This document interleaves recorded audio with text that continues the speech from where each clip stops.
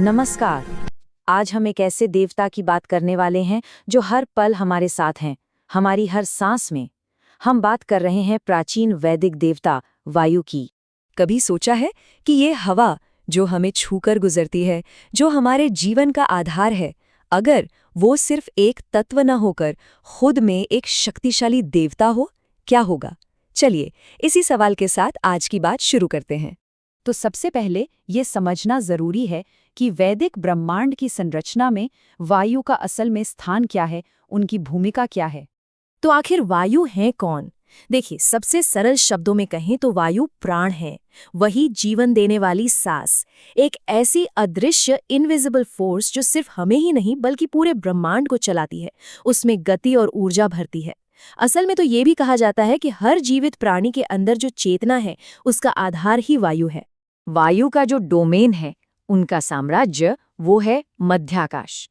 और उनके नाम भी बड़े दिलचस्प हैं, जैसे प्रवाहक, मतलब बहा कर ले जाने वाला। क्यों? क्योंकि वो देवताओं को अपने रथ पर ले जाते हैं। और दूसरा नाम है शोधक, यानी प्योरीफायर। अपनी गति से वो हर चीज को शुद्ध, पवित्र कर देते हैं। है ना ये कमाल की बात कि कैसे एक नेचुरल फोर्स को इतना गहरा दिव्य पर्पस दिया गया है। अब बात करते हैं उन कहानियों की, उन मिथकों की, जो इस एब्स्ट्रैक्ट सी लगने वाली शक्ति को एक पर्सनैलिटी, एक रूप देते हैं। वायु की उत्पत्ति को लेकर न एक नहीं कई कहानियां मिलती हैं। एक कहानी कहती है कि वो देवी अदिति के पुत्र हैं। दूसरी के अनुसार वो प्रजापति के संकल्प या उनकी सांस से जन्मे हैं। और वो सिर्फ एक देवता नहीं है, वो एक पूरे वंश के जनक भी हैं।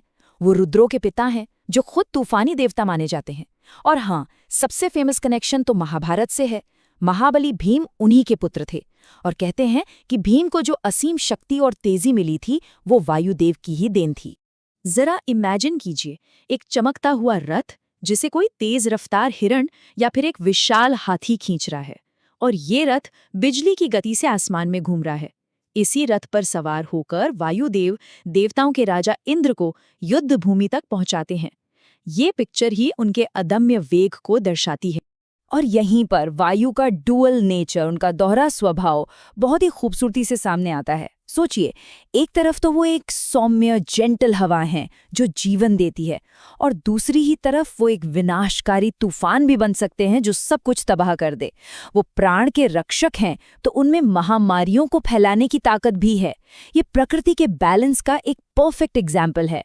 चलिए अब जरा और गहरे उतरते हैं और देखते हैं कि हमारे सबसे प्राचीन ग्रंथों में से एक ऋग्वेद में वायु का जिक्र कैसे और क्यों इतना महत्वपूर्ण है।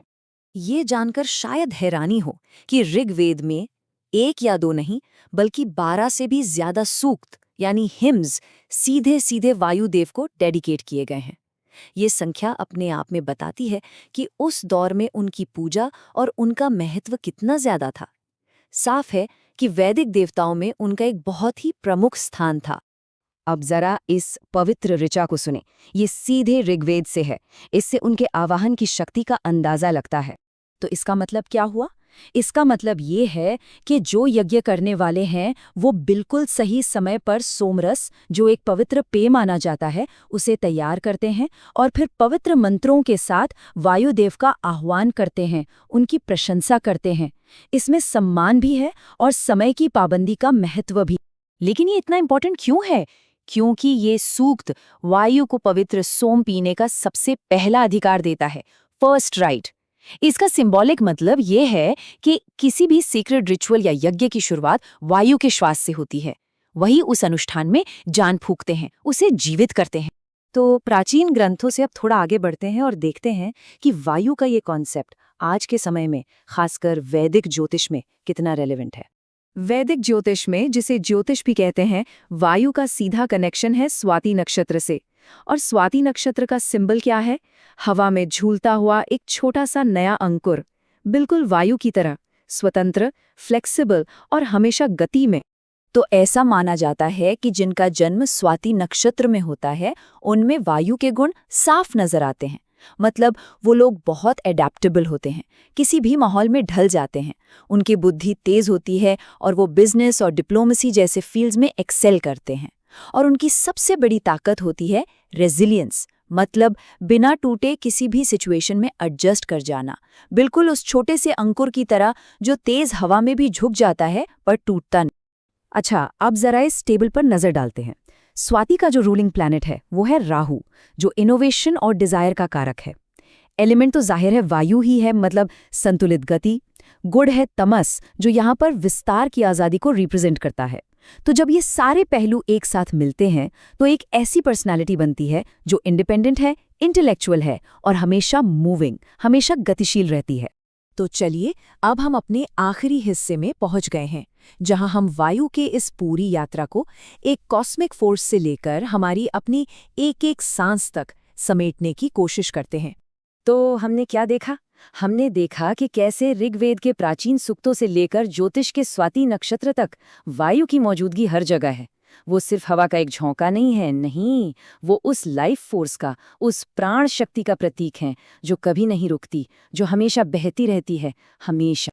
तो अगली बार जब हम सांस लें तो एक पल के लिए ये सोचना चाहिए कि ये सिर्फ हवा नहीं है, ये कॉस्मोस की, ब्रह्मांड की वही ऊर्जा है, वही वायु है।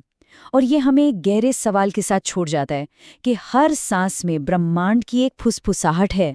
इस अनमोल सांस के साथ कोई क्या करेगा?